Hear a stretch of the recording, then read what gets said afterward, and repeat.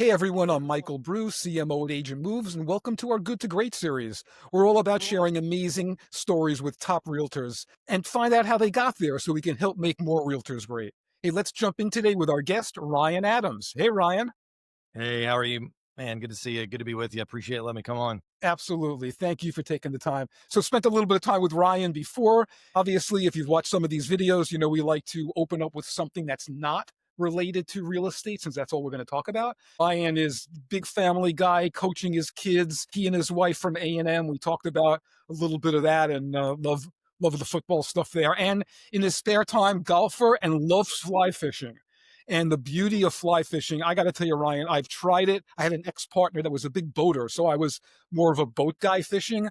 I Yeah. have tried it. My uncle gave me like a rod and a book, and I struggled. So tell us about it. Does look beautiful, but tell us about getting into fly fishing and how you got into it. Yeah. So, by the way, we're here in Houston, and just south of us an hour is the Gulf, and we have a bay boat there. And I go out and do some fishing there, but it's nothing compared to fly fishing. What I like about most people when they think of fishing, they think of like, I mean, maybe you don't think worm and throw it in the water with the bobber, and you sit there and wait all day till it hits in the hot sun and fall asleep waiting for a fish to hit. Maybe that's not what you think of, but a lot of people that's how they envision it. What's that movie? Grumpy Old Men. Like they'd go out every morning and sit there and But what I like about fly fishing is one, it takes you to like it's cold water. So and I'm in Houston. We have some rivers, but it's not rivers like Colorado or Montana or whatever. But you're fishing for trout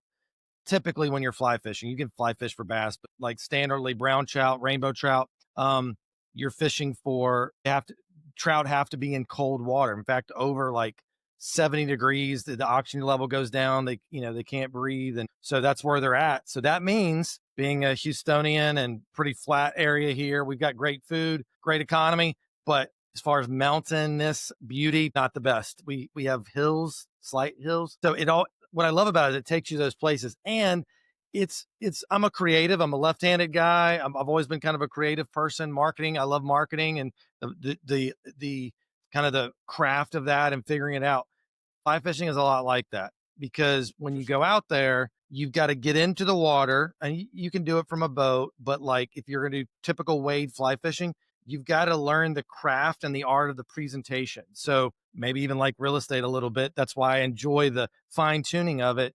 You've got to know the right fly that the fish are eating that day, knowing that you got to know a lot about entomology. So you got to know insects and how that works. And I remember my first time I went on a fly fishing trip, the guide, the first fish we caught, he pulls out the syringe, sticks it down the fish's throat, and sucks up from his stomach to see the bugs that he's eating.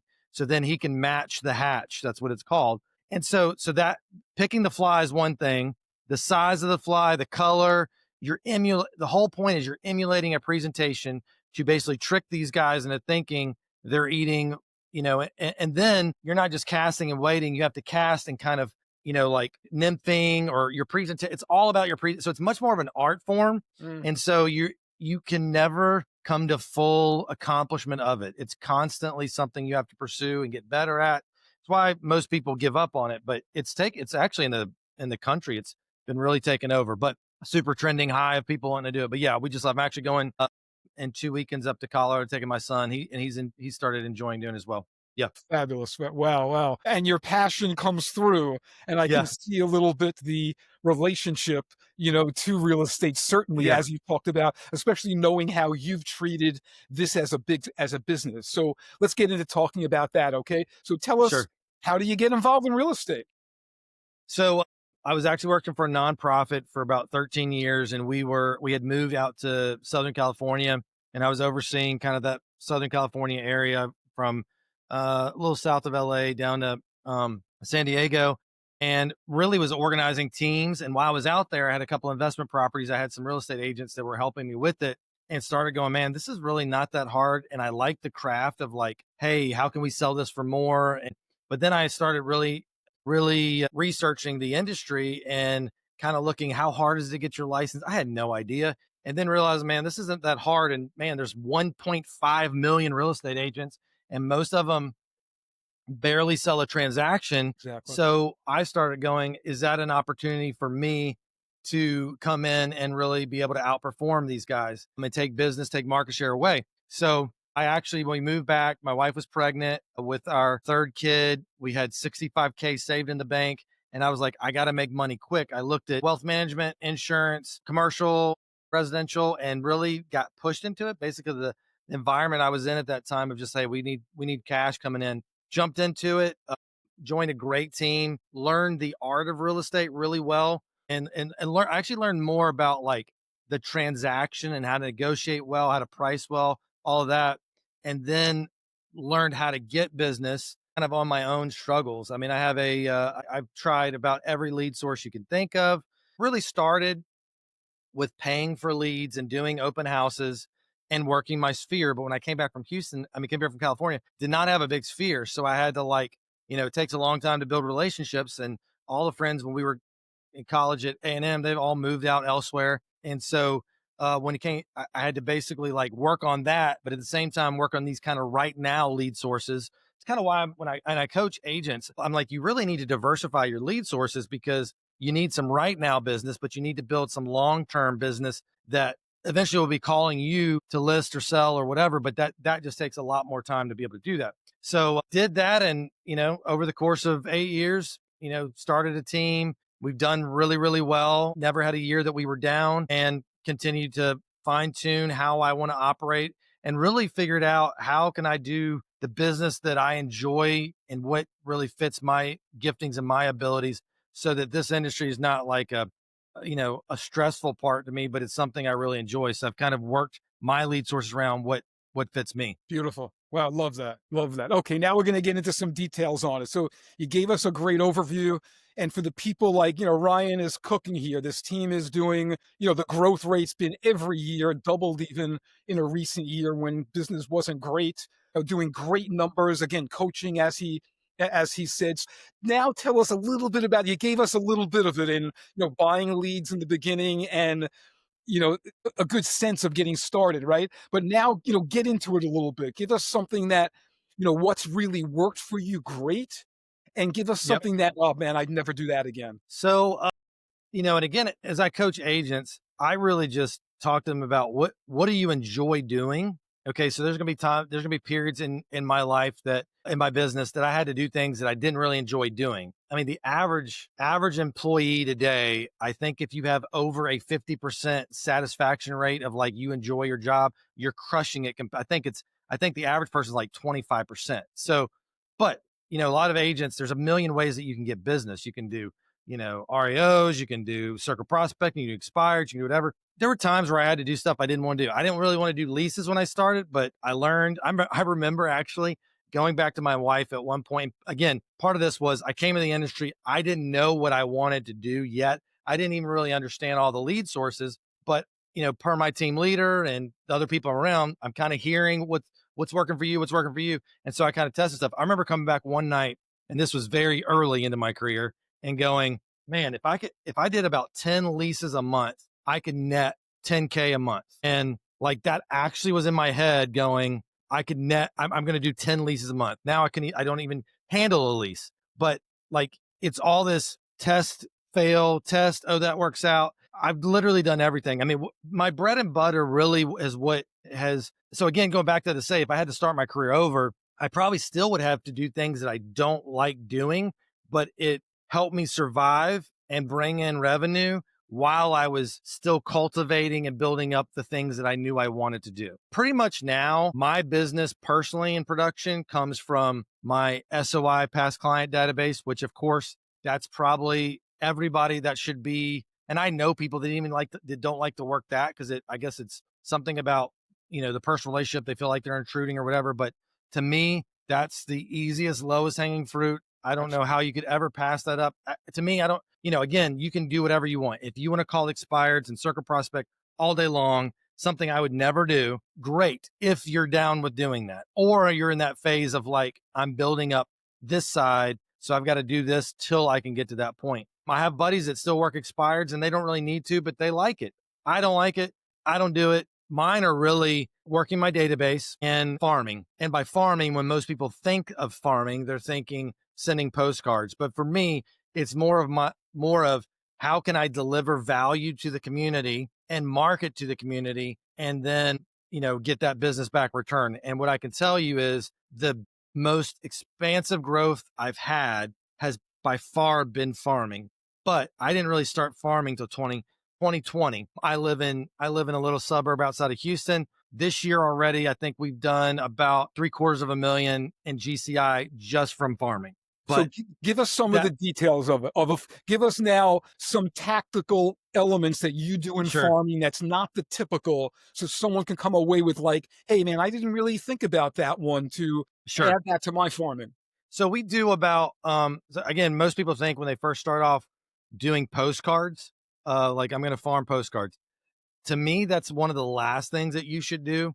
Again, I'm a community guy. I love being involved in my community. I take pride in my community. The community I live in is here in Houston. It's called Siena, Texas. It's just a little bit outside, 50 minutes south. So I'm involved with my church. I'm in a bourbon club. I'm in cornhole league. I coach softball for my daughter, which is in there. I love my family. My kids go to school in the community, so there's so much crossover. Most of our friends live in this community. So as I'm out, even hanging out with my friends, coaching softball, going cornhole on Thursday nights, whatever, in a sense, I'm farming, but I'm also hitting my database at the same time.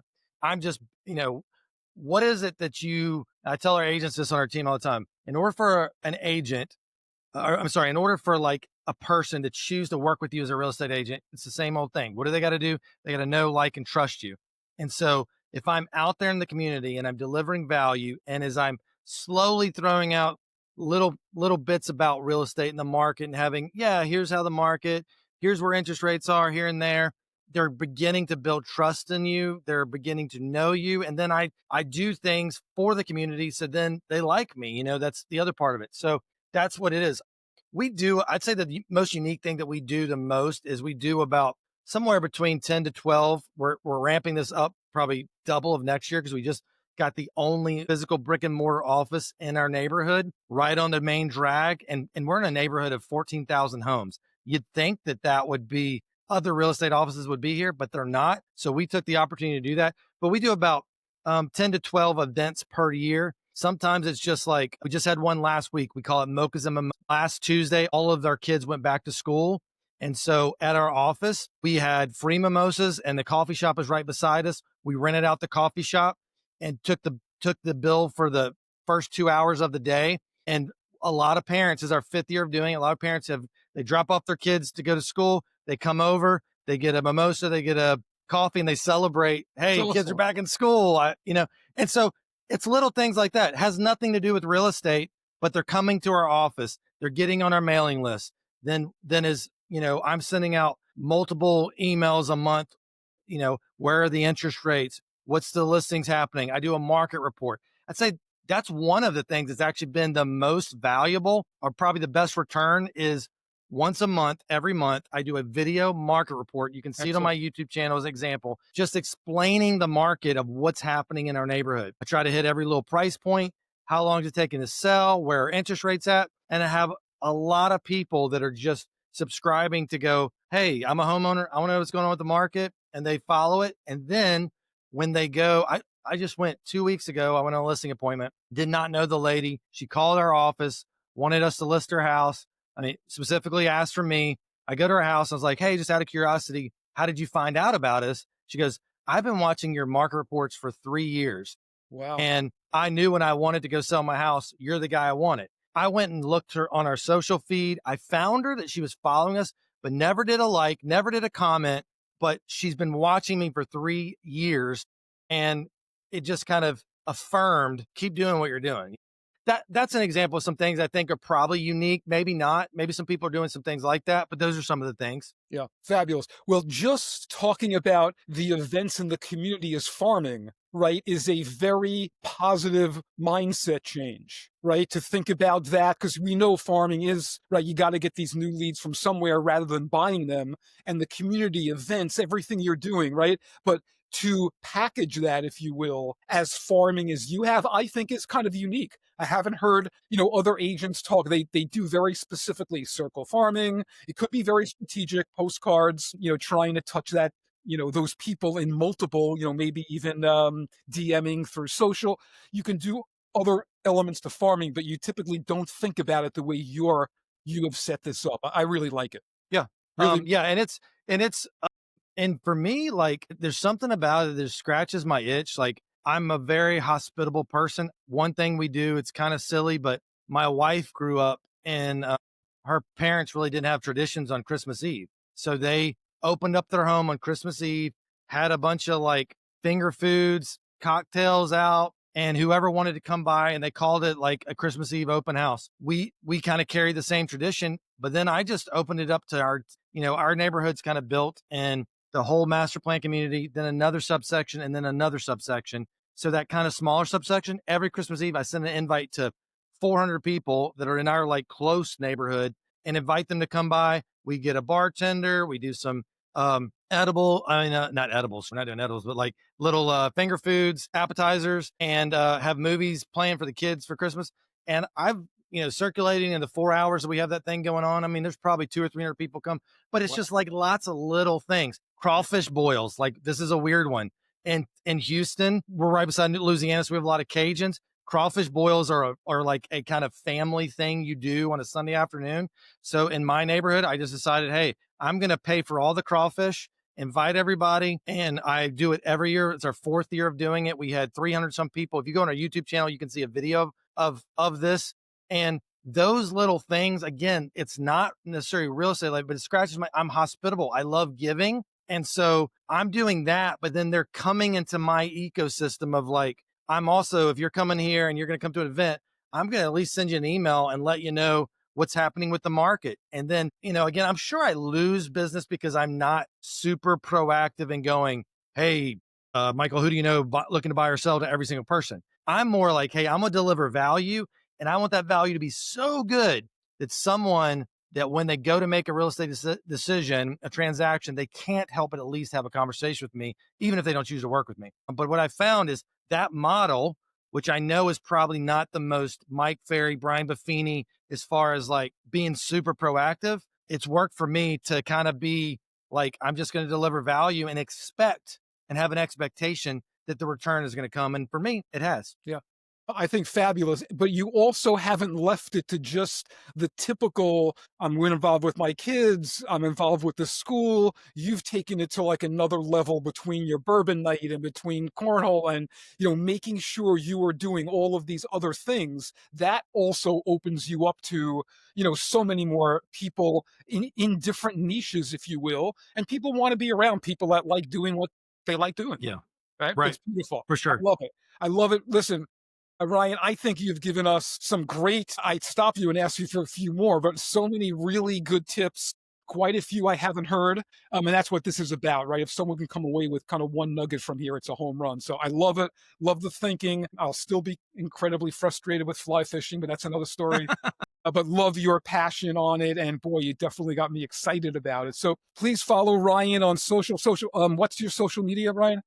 It's the THE Adams Group TX. That's our Instagram handle. And like I run a monthly mastermind on just farming to just get around with a bunch of agents, talk about what's working in your area. Anyone's welcome to join it. That's a great way. But if just shoot me a DM on there and I'll be glad to get you connected to that. Awesome. Awesome. Love it. So please follow Ryan, follow Agent Moves on our YouTube channel and subscribe. And until next time, thanks again, Ryan. Really appreciated the time. Absolutely. Appreciate it.